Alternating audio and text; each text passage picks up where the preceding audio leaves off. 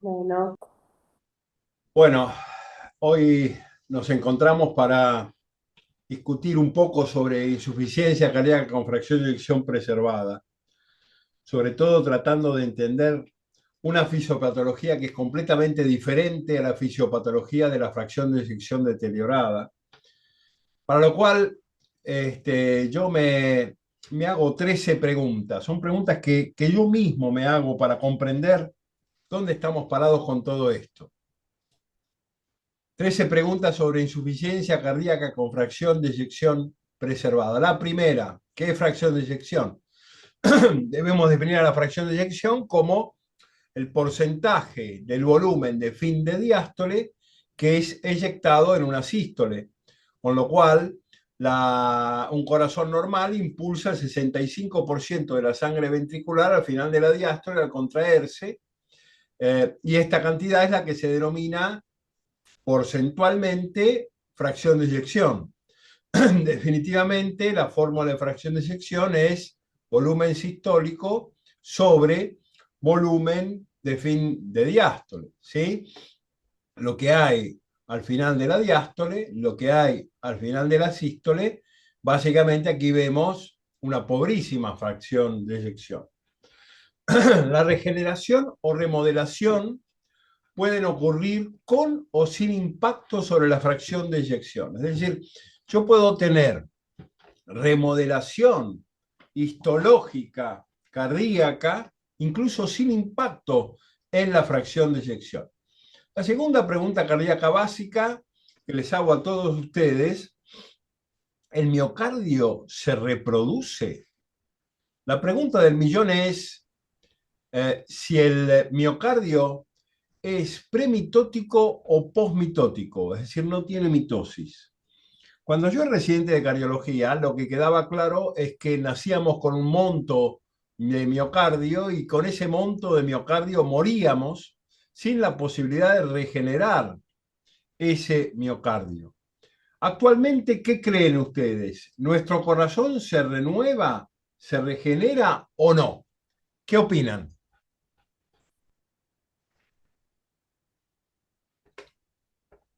¿No tienen opinión al respecto? ¿Sí? ¿No? Digan Se sí. regenera, se puede regenerar, pero con fibrosis, no en sí el miocardio, pienso. Y acá hay una respuesta que en parte es cierta, lo que vos decís, y es cuando el corazón está sometido a una noxa, definitivamente se regenera de una manera, pero cuando el corazón no está sometido a una noxa, estudios con marcadores de carbono 14, publicados por Beckman en 2009, demostraron que un adulto joven, la tasa de renovación anual de miocardiocitos es aproximadamente del 1%. Es decir, en un individuo sano, nuestro corazón es 1% nuevo todos los años. Esta tasa disminuye progresivamente con la edad, llegando al 0,3 a 0,5% anual en mayores de 70 años. A lo largo de la vida, al menos el 50% de los cardiomocitos se regeneran. El recambio se debe a una baja proliferación de cardiomiocitos y a la contribución de células progenitoras cardíacas y hemapoyéticas. Es decir, que sí, el miocardio sano se renueva sin fibrosis, ¿sí? Esta baja tasa implica que el corazón no puede recuperar masa contráctil tras un infarto, llevando a la fibrosis y remodelación ventricular. Es decir, diferente el modelo fisiopatológico es si yo tengo una agresión, si yo tengo una noxa. Actualmente, líneas de investigación incluyen células madres cardíacas, terapia génica y estimulación de las vías proliferativas, por ejemplo, IPOIAC o microARNS. Definitivamente el miocardio se regenera por mitosis y citogénesis en células binucleadas, es decir, generando células con dos núcleos, generando división celular y generando células poliploides, es decir, células que aumentan su volumen con núcleos más grandes. Esta última posibilidad implica el 66% de la renovación de una célula miocárdica sana, ¿sí? Las fuentes del nuevo miocardio son la diferenciación de cardiomiocitos, la división de cardiomiocitos, la maduración de cardiomioblastos y diferentes caminos hacia el miocardio sano, como las cardioesferas, los ABCG1, los SGA1 y los CKITs. No importa todo esto. Sepan que hay diferentes fuentes que dan origen a células miocárdicas sanas. Entonces, tenemos células polinucleadas, mononucleadas con núcleos grandes, división celular y después, finalmente, hipertrofia. El corazón se remodela y se regenera. El problema es cuando el corazón tiene un remodelado denominado remodelado adverso. Aquí surge la tercera pregunta que me hago para entender la génesis de la insuficiencia cardíaca con fracción de eyección hipertrófica. La remodelación puede ser por hipertrofia en serie o por hipertrofia en paralelo. Es decir, todas las miocardiopatías tienen finalmente un peso cardíaco mayor. Es decir, en cualquier tipo de hipertrofia, el corazón pesa más. Una cosa es la hipertrofia en serie, en la cual el miocardio aumenta su espesor, aumenta su longitud, y otra cosa es la hipertrofia en paralelo, en la cual el miocardio aumenta su espesor. Básicamente, en cuanto a la hipertrofia crónica, puede ser sarcoplásmica, es decir, en paralelo, una hipertrofia en la cual el espesor miocárdico aumenta, reduciendo eventualmente el volumen de la cavidad. Y esto ocurre cuando hay un aumento de tensión y sección transversal, es decir, cualquier aumento de tensión, por ejemplo, hipertensión arterial, por ejemplo, estenosis aórtica, por ejemplo, coartación aórtica, va a generar crónicamente una hipertrofia sarcoplásmica en paralelo. Mientras que cuando yo tengo un aumento de volumen en la fibra miocárdica y no un aumento de presión, tengo una hipertrofia en serie. ¿Qué significa hipertrofia en serie? Cuando el músculo cardíaco crece, pero no una fibra al costado de la otra, sino una fibra después de la otra. Crece en largo, no crece en ancho. Entonces, hipertrofia sarcomérica cuando tengo sobrecarga de volumen. El corazón tiene más miocardio, pero cavidades más grandes. Hipertrofia sarcoplásmica cuando hay un aumento de tensión. El corazón aumenta de peso, pero aumenta de peso con un aumento del espesor de las paredes y una eventual reducción del volumen de las cavidades. Aquí vamos a hablar después de la Titan Post-Translational Modification, de la modificación de la proteína titin, que básicamente se da en la insuficiencia cardíaca con fracción de eyección preservada. Entonces, más radio en la hipertrofia sarcomérica, ¿sí?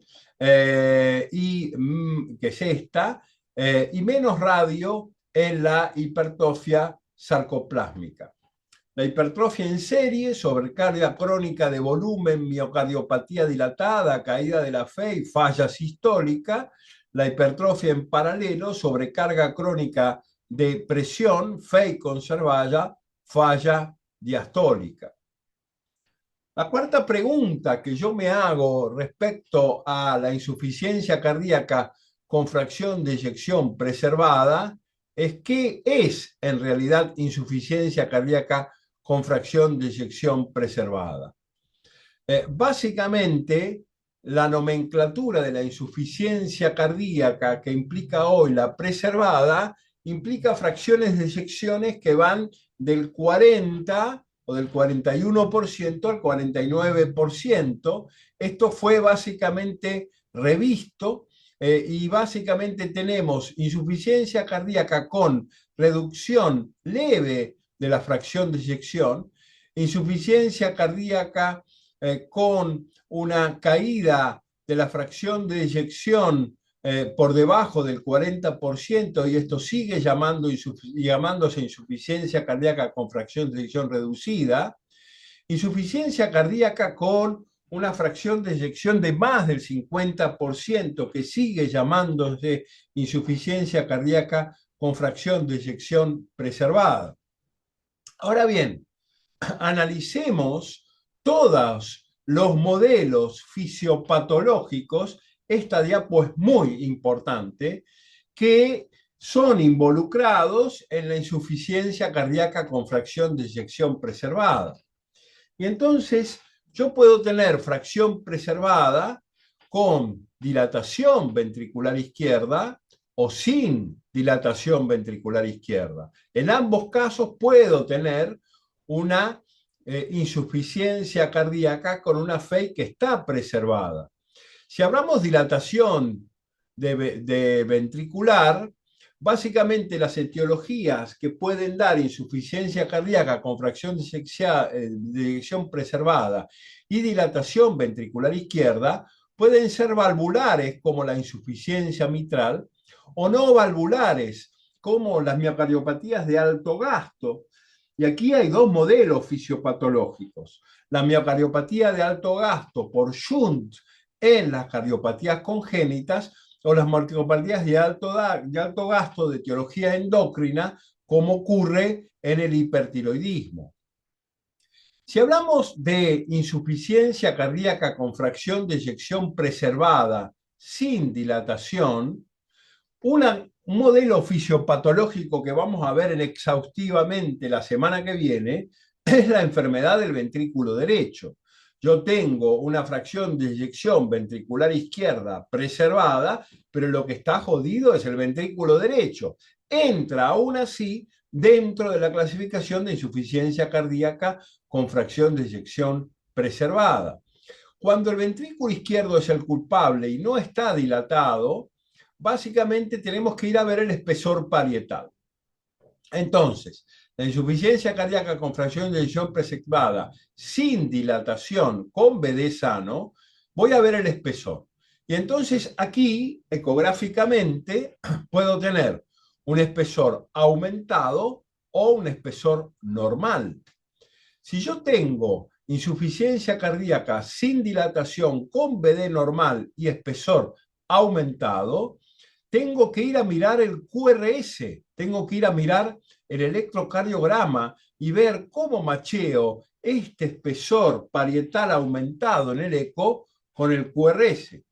Y el QRS puede tener signos de gran voltaje, de aumento de voltaje. Y en este caso puedo tener hipertrofia por estenosis aórtica o hipertensión arterial. Y si yo no tengo ni estenosis aórtica, es decir, si tengo insuficiencia cardíaca sin dilatación, espesor parietal aumentado, QRS aumentado, y no tengo ni estenosis aórtica ni hipertensión arterial, tengo una miocardiopatía hipertrófica o una enfermedad de Fabry.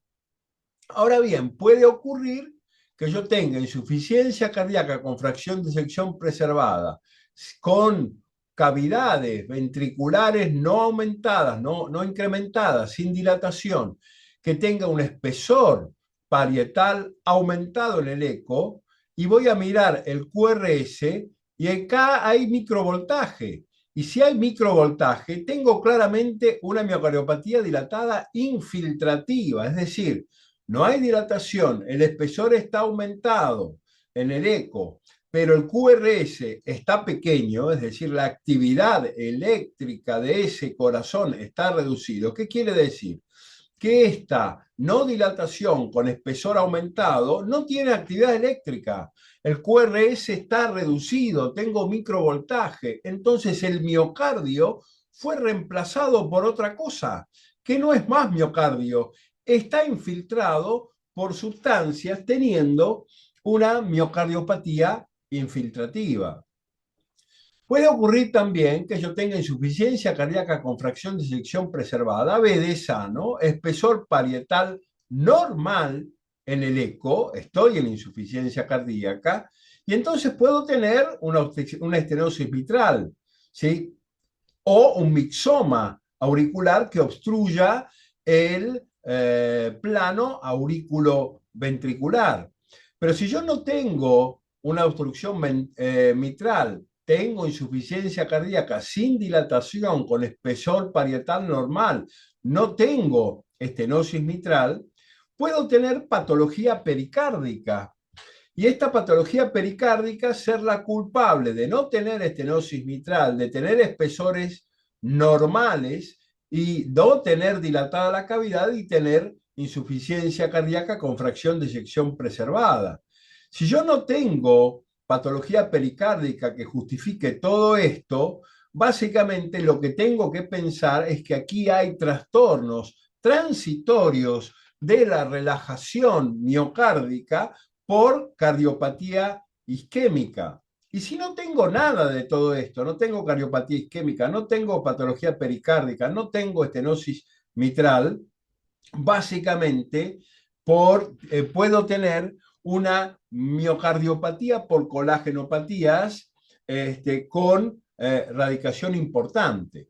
Hoy nos vamos a dedicar a las miocardiopatías sin dilatación, de espesor parietal aumentado, tanto de QRS aumentado, de hiperexpresión eléctrica, es decir, de miocardiopatía hipertrófica y Fabry, o de QRS reducido infiltrativa. En estos casos en particular, la víctima, la que pierde, lo que se deteriora, es el volumen de fin de diástole, porque el aumento del espesor de la pared miocárdica hace que finalmente la cavidad ventricular se vea fuertemente reducida y por lo tanto tengo un volumen de fin de diástole reducido.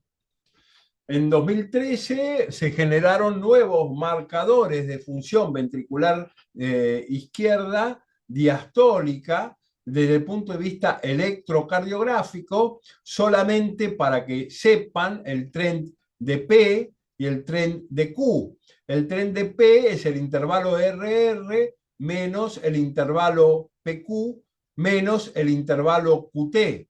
El trend de Q es el intervalo LR menos el intervalo QT. Y básicamente esto haciendo el tren de P sobre PQ por edad, básicamente me da una idea electrocardiográfica de lo que es insuficiencia cardíaca con fracción de eyección preservada. Hay algunos criterios que se llaman criterios de Bazán y Levy para el diagnóstico de insuficiencia cardíaca diastólica, es decir, insuficiencia cardíaca con fracción de eyección de más del 50%. El diagnóstico definitivo de los criterios de Bazán y Levy se dan por evidencia clínica definida de insuficiencia cardíaca, es decir, la aparición de los criterios de Framingham de insuficiencia cardíaca y función sistólica ventricular izquierda normal con fracción de eyección mayor al 55%, determinada en las 72 horas siguientes a la descompensación clínica, no en agudo, y evidencia objetiva de disfunción diastólica en el estudio hemodinámico, aumento de la presión telediastólica con aumento telediastólico con volumen telediastólico normal o reducido. Estos criterios de Bazán y Levy dan también la probabilidad, no la certeza, de diagnóstico de insuficiencia cardíaca cuando hay evidencia clínica de insuficiencia cardíaca y función sistólica ventricular izquierda con fracción de eyección mayor a 50, determinada en las 72 horas. Es decir, no hay evidencia objetiva. Y el diagnóstico posible es la evidencia de insuficiencia cardíaca y función sistólica ventricular izquierda normal con fracción de eyección mayor de 50, pero determinada fuera de las 72 horas siguientes a la descompensación clínica. Bien, la quinta pregunta que yo me hago en insuficiencia cardíaca con fracción de eyección preservada es cómo y por qué surge la remodelación cardíaca, porque aquí está la clave de la evolución fisiopatológica de este problema. ¿Cómo y por qué surge la remodelación? Diferentes mecanismos de remodelación ocurren con fracción de eyección conservada y fundamentalmente la hipertrofia inducida como base de la disfunción diastólica es la causa central. Yo puedo tener noxas metabólicas, vida sedentaria, hipertrofia, HIV, cardiomiopatía hipertrófica, cardiomiopatía infiltrativa, enfermedad coronaria, hipertensión, desacondicionamiento muscular, diabetes, insuficiencia renal crónica, el envejecimiento y la obesidad. Como ven, no hay una sola causa de deterioro miocárdico, sino que son múltiples y todas concluyen básicamente en un tema central, la inflamación. Estos miocardios se remodelan bajo un estímulo inflamatorio, con desregulación hormonal, eventualmente hipertrofia, trastornos en la economía del calcio, aumento de la matriz extracelular, aumento del estrés oxidativo y pérdida de telómeros a nivel miocárdico. Estos fenómenos que derivan de esta multiplicidad de causas nos llevan a la insuficiencia cardíaca con fracción de eyección preservada y finalmente daños de múltiples órganos, congestión y cambios y daños estructurales miocárdicos. La diferenciación entre insuficiencia cardíaca de fracción de eyección reducida y reservada es básicamente la inflamación como madre de todas las batallas. Y entonces, ¿qué tipo de inflamación? ¿Qué inflamación me puede generar el cambio histológico del ventrículo izquierdo y dar origen entonces a la insuficiencia cardíaca de fracción de eyección preservada? Uno de tres tipos de inflamación. ¿Cómo que hay tres tipos de inflamación miocárdica? Sí, hay tres tipos de inflamación miocárdica. Una noxa inapropiada, un tipo particular de inflamación, puede definir que el corazón se dilate y entonces haya una insuficiencia cardíaca con fracción de eyección reducida o preservada. En este sentido, la inflamación puede ser de tres tipos, dos de los cuales me dan fracción de eyección reducida y uno de los cuales me dan fracción de eyección preservada. La primera es lo que se denomina inflamación estéril. Por ejemplo, toxicidad por, qué sé yo, quimioterápicos, alcohol, infarto de miocardio, trastornos genéticos. Estos van a generar un efecto proinflamatorio, la movilización de linfoquinas y linfocitos, el aumento de neutrófilos, inflamación mediada por monocitos en el miocardio, un gran proceso inflamatorio y adaptativo con movilización, por ejemplo, del TGF-beta que vamos a ver después. Luego tenemos la inflamación no estéril, es decir, la inflamación mediada por un proceso infeccioso. Ejemplo de ello es la miocarditis viral, que a través de citoquinas induce un proceso adaptativo inmunológico con fibrosis, reemplazo fibrótico de la masa miocárdica y finalmente caída de la fracción de eyección. Pero la que nos ocupa hoy es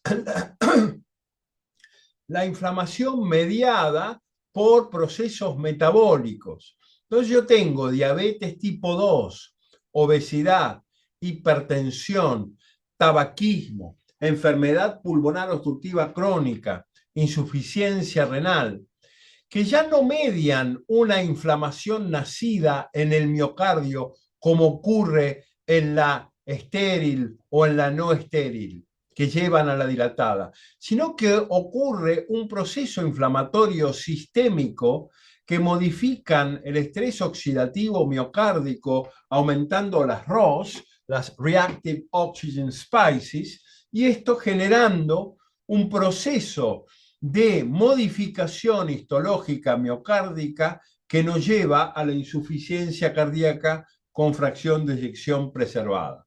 ¿Todo esto se entiende? Sí, doctor. Sí. Bien.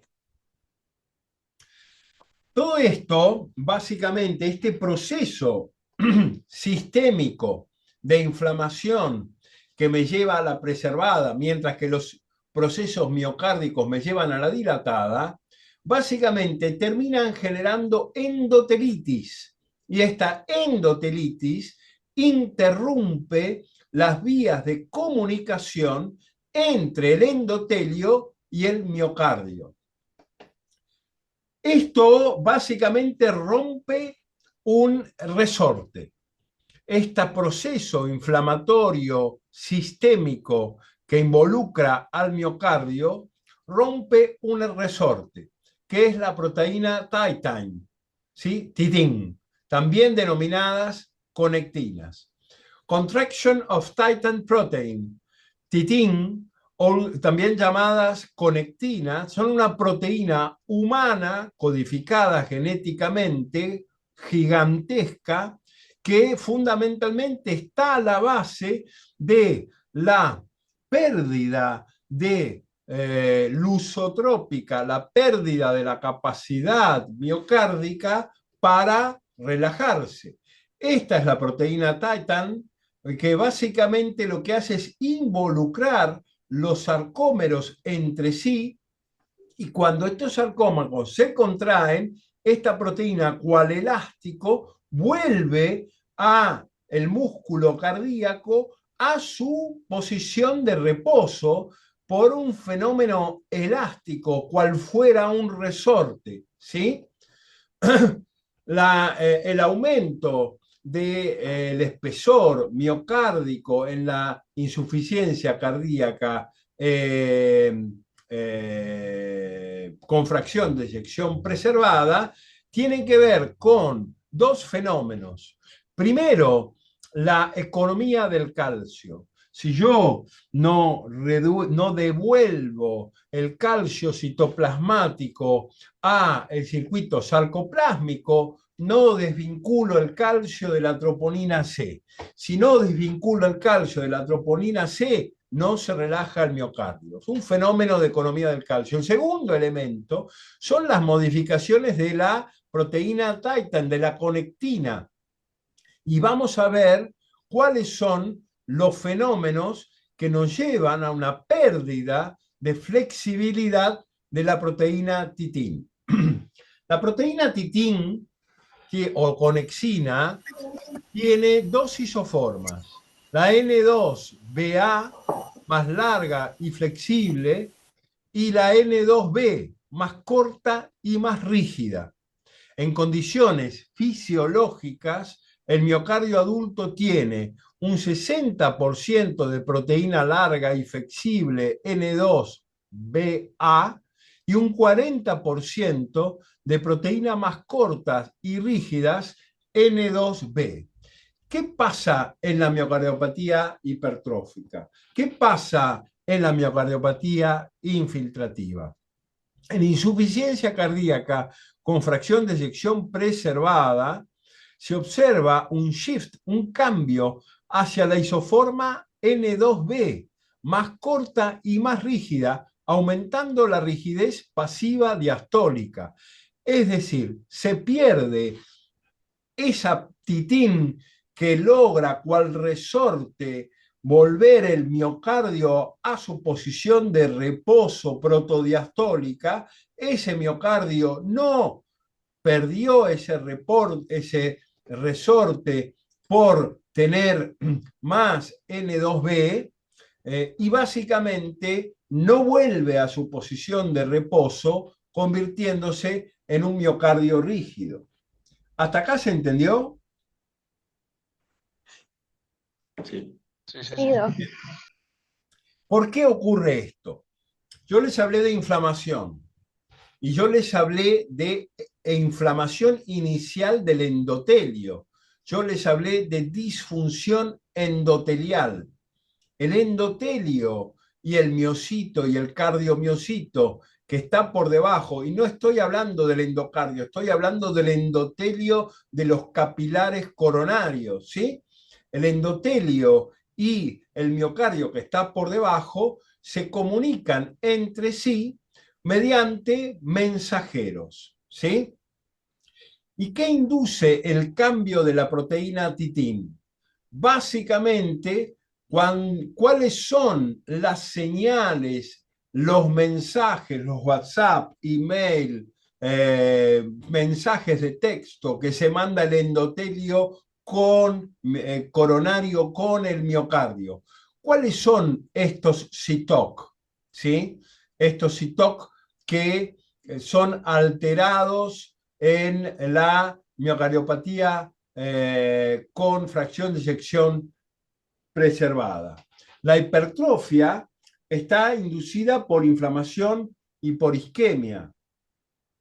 Cuando yo tengo inflamación, fundamentalmente tengo alteración de los receptores de la actividad alfa-1, ANP, proBNP, muscarínicos, alteración en la economía de la producción de óxido nítrico, alteración de señales, y aquí vamos al lío, aumento de la adhesión leucocitaria, de esto vamos a hablar en un rato, y fenómenos procoagulantes masivos. Lo que vamos a analizar ahora fundamentalmente es cómo en estos procesos de inflamación sistémica se alteran los CITOC, se alteran este crosstalk, esta comunicación entre endotelio coronario y miocito y miocardio subyacente. Y como ven, hay varias sustancias que tienen que ver. Vamos a hablar de neuroglobulina y ERB, vamos a hablar de tisular growth factor beta, entre otros. Bien, ¿qué cosas normalmente sostienen o cuáles son los crosstalk más importantes, las sustancias que permiten la comunicación efectiva entre endotelio y miocito y mantienen al miocito sano? Y básicamente tenemos el TGF beta, el ST2 y la neuregulina. Tres moléculas que ustedes deben conocer porque, como van a ver, se están desarrollando protocolos que intentan subsanar problemas de estos crosstalk. Entonces, vamos a hablar de TGF-beta, vamos a hablar de neuregulina y vamos a hablar de ST2.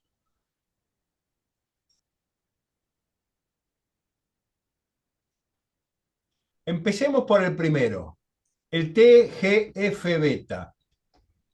Transforming Growth Factor Beta es una citoquina, por lo tanto es una sustancia que comunica a el endotelio con glóbulos blancos con células inmunológicas de tipo pleiotrópica y pertenece a la superfamilia de TGF-beta, que incluyen a la activina, a la inhibina y proteínas morfogénicas óseas. Cuando veamos hipertensión pulmonar, vamos a ver cómo las activinas logran modificar los vasos en la hipertensión pulmonar y qué recursos terapéuticos tenemos hoy por esto.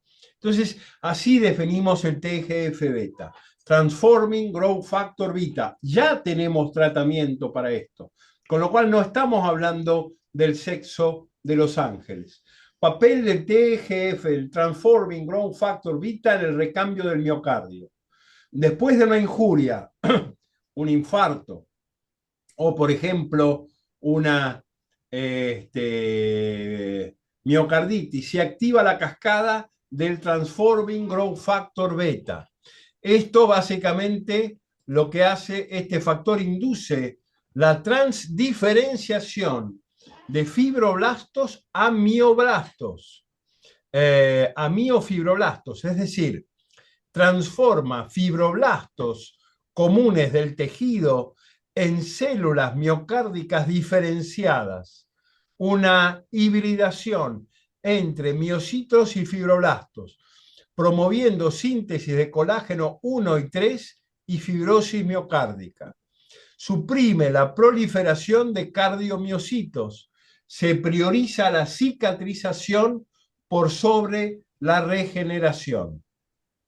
2. Efecto antiproliferativo sobre cardiomiocitos adultos. El TGF-beta, bajo un estímulo proinflamatorio, induce el ciclo celular, inhibe el ciclo celular en cardiomiocitos ya diferenciados, evitando que estos se reproduzcan, reforzando su carácter de células terminales, es decir, el cardiomiocito va a morir como tal, se transforma en premitótico, no se reproduce más. El TGF-beta genera la modulación de la inflamación. Inicialmente el Transforming Growth Factor Beta regula la respuesta inflamatoria posisquémica, limitando el daño, pero a largo plazo mantiene un ambiente profibrótico e inhibidor de la regeneración. 4. El papel del Transforming Growth Factor Beta, relación con células progenitoras cardíacas. Altos niveles de TGF-beta reducen su capacidad de diferenciación a cardiomiocitos, es decir, las células cardíacas quedan inmaduras. Por eso, muchos estudios de terapia regenerativa investigan bloquear el TGF-beta o modular su señalización para favorecer la regeneración de las células cardíacas que están bloqueadas. Hipoxia, aumento del estrés oxidativo vía diabetes, hipertensión arterial, insuficiencia renal, enfermedad pulmonar obstructiva crónica, activan el TGF-beta, inducen ROS, alteran la proliferación, alterando la hiperplasia y básicamente generan una transformación de las proteínas titin, generando alteraciones en la relajación.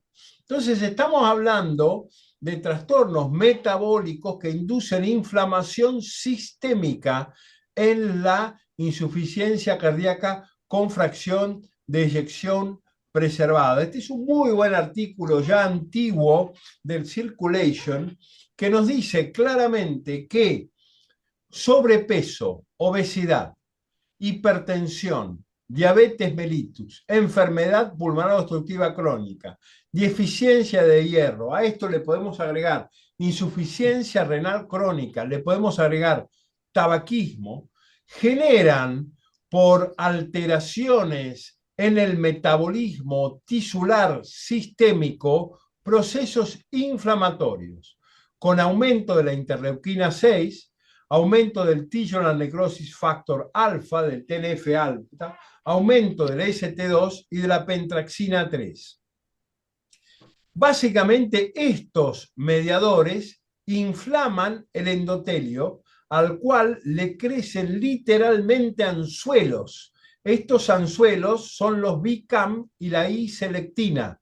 Estos anzuelos lo que van a hacer es enganchar los glóbulos blancos que ruedan sobre el endotelio y generar una diapédesis. El glóbulo blanco se mete literalmente entre las células endoteliales, depositándose en el subendotelio. Estos glóbulos blancos, gracias al Transforming Growth Factor Beta, hace que los fibroblastos se transformen en miofibroblastos y empiecen a tener claramente incapacidad contráctil y una enorme producción de colágeno.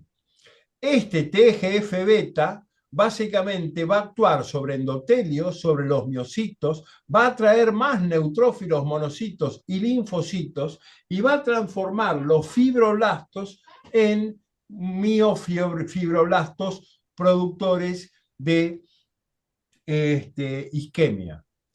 Claramente el TGF-beta es el responsable de modificar el tejido miocárdico que quedó sano después de un infarto o el tejido miocárdico que estando sano está expuesto a inflamación, por ejemplo en la diabetes, induciendo un depósito de fibrosis con desorganización tisular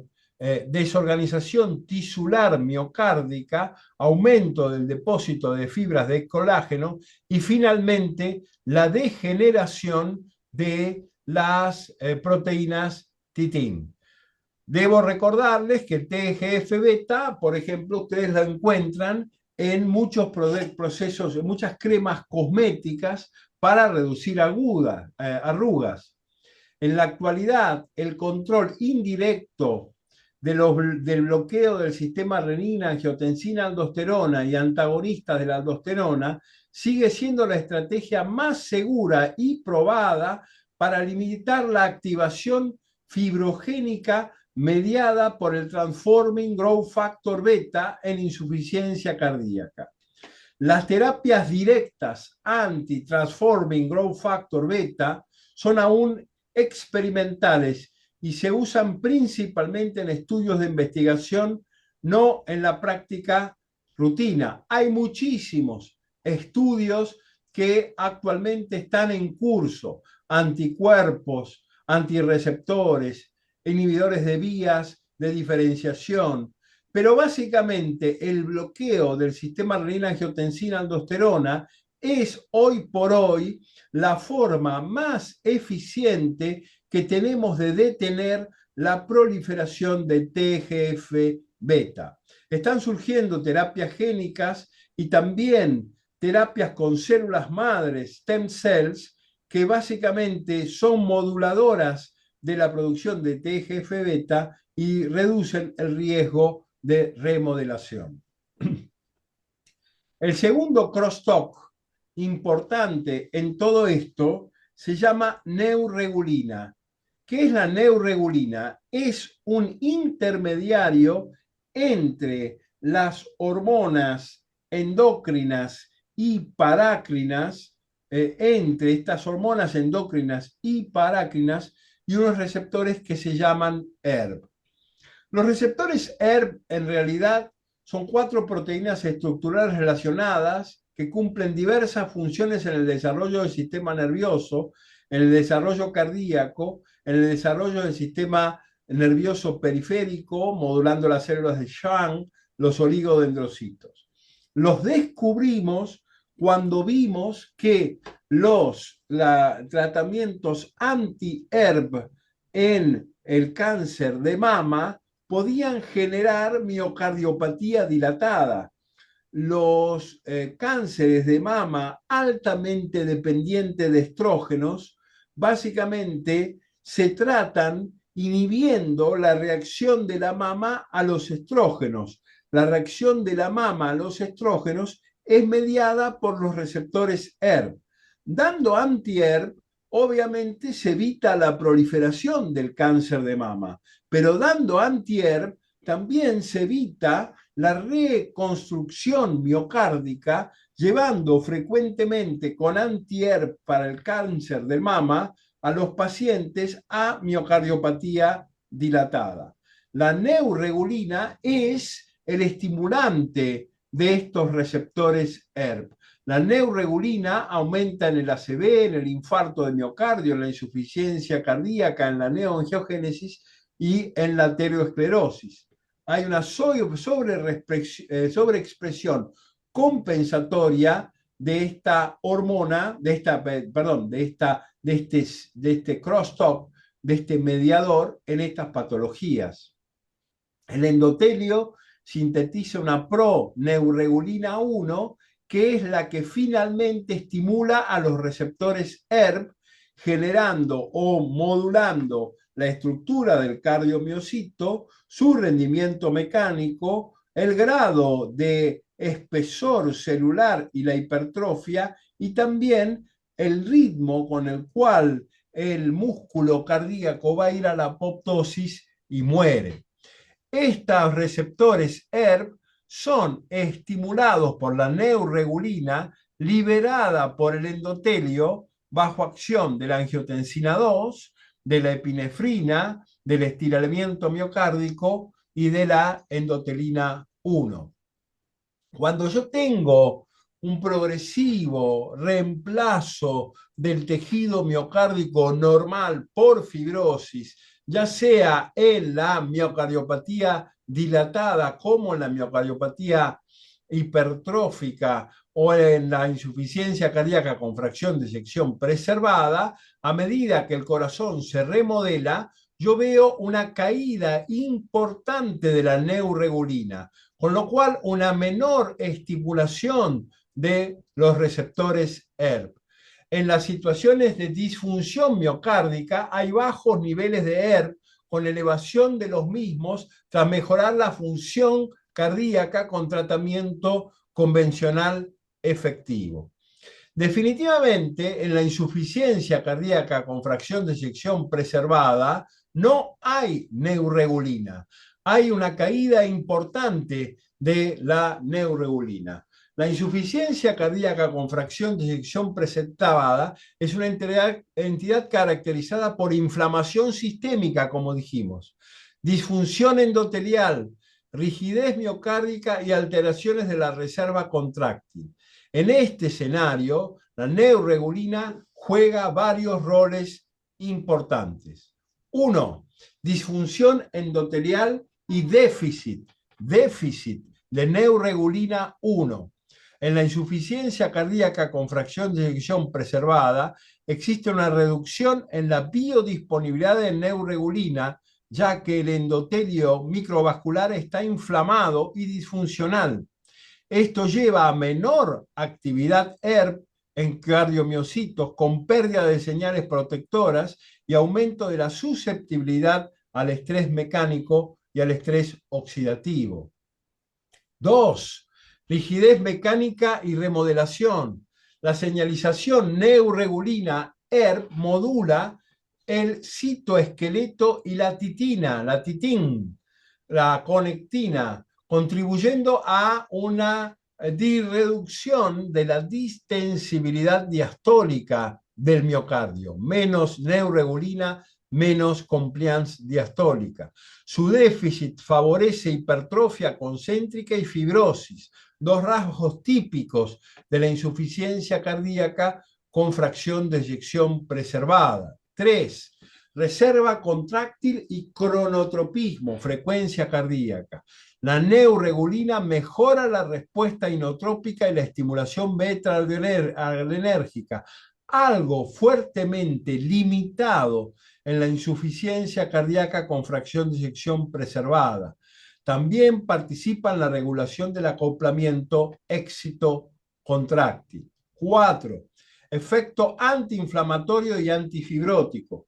La neuregulina inhibe el Transforming Growth Factor beta y otras vías fibrogénicas, reduciendo la progresión hacia el fenotipo rígido e inflamado, reduciendo la progresión a la insuficiencia cardíaca con fracción de eyección preservada. Pero en la miocardiopatía, en la insuficiencia cardíaca con fracción de eyección preservada, no hay nerregulina y no hay quien inhiba al TGF-beta. Múltiples estudios se han hecho para intervenir la neuregulina, ¿sí? Estudios que han quedado en fase 2, que han quedado en fase 1 y algunos que están en curso, de los cuales básicamente esperamos el resultado. Estos estudios destacan la capacidad de la neuregulina para inducir remodelación inversa, para mejorar, para curar el miocardio, para revertir la transformación miocárdica. La neuregulina mejora la función sistólica y reduce los biomarcadores neuromionales en pacientes con insuficiencia cardíaca crónica estable. Aunque los resultados son prometedores, se requiere más investigación para confirmar su eficacia a largo plazo y su impacto en mortalidad y hospitalizaciones.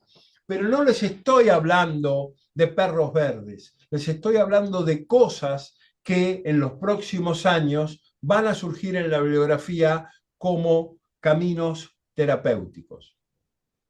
Tercer crosstalk de significado clínico, los ST2. Y si hablamos de ST2, ¿qué son? Es un tipo de receptor de interleuquina 1. Los ST2 hacen una upregulation, hacen una regulación en alza en procesos inflamatorios endoteliales. Entonces, hay más ST2, hay más respuesta a interleuquina, y entonces hay mayor liberación de fibroblastos y miocitos ante el estrés mecánico. Claramente, los ST2, en el estrés mecánico del miocardio, sobrecarga de presión o volumen, el aumento se une a la interleuquina 33, neutralizando sus efectos cardioprotectores. Es decir, ustedes saben que hay citoquinas proinflamatorias y citoquinas antiinflamatorias. La interleuquina 33 es antiinflamatoria. El STO se une a la 33 neutralizando sus efectos cardioprotectores. Resultado, fibrosis miocárdica progresiva, remodelado ventricular y disfunción diastólica.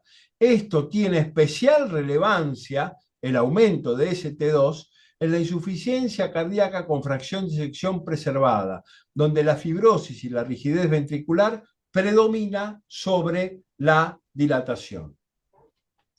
En el estudio de Framingham, básicamente se observó qué pasaba con las ST2 para predecir el desarrollo de insuficiencia cardíaca en la población general. Es decir, agarraron gente que andaba por la calle y agarraron 3.400 individuos sanos y determinaron el nivel de ST2. Básicamente lo siguieron a 11 años y demostraron definitivamente que niveles de ST2 por arriba de 1.800 en pacientes sanos estaban directamente relacionados a una mayor incidencia de insuficiencia cardíaca, pero también estaban relacionados a una mayor mortalidad de los pacientes a 30 días que se internaban por insuficiencia cardíaca.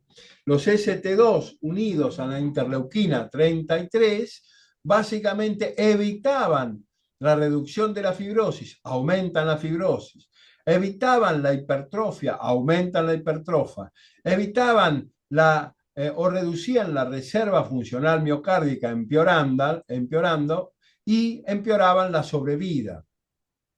Los ST2 hoy se utilizan como un marcador altamente sensitivo comparable al NT-proBNP como biomarcador de insuficiencia cardíaca. Una elevada concentración de ST2 es un poderoso predictor de eventos adversos, mortalidad y hospitalización, no solo en pacientes con insuficiencia cardíaca, pero también en cualquier otra forma de cardiopatía. El ST2 ya es dosable en laboratorios de Europa y Estados Unidos y se utiliza obviamente como biomarcador también en protocolos prospectivos randomizados. La media normal de ST2 es de 18 nanogramos por mililitro. Y si esta se incrementa a 35 nanogramos por mililitro, está fuertemente vinculada al incremento del riesgo. Básicamente, se ha visto que en diabéticos tipo 2, los inhibidores o bloqueantes de los canales sodio-glucosa pueden reducir los niveles de ST2, pero no se dispone de fármacos que inhiban directamente la ST2 en preservada. El enfoque es modular el enfoque en modular sus determinantes como fibrosis, estrés miocárdico e inflamación está dado en el uso de inhibición del sistema renina-angiotensina-aldosterona, en el bloqueo de la leprecina y en el control de la presión arterial, así como en el ejercicio y en el manejo de las comorbilidades.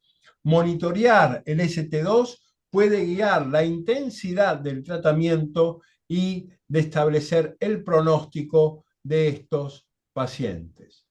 ¿Duda, pregunta?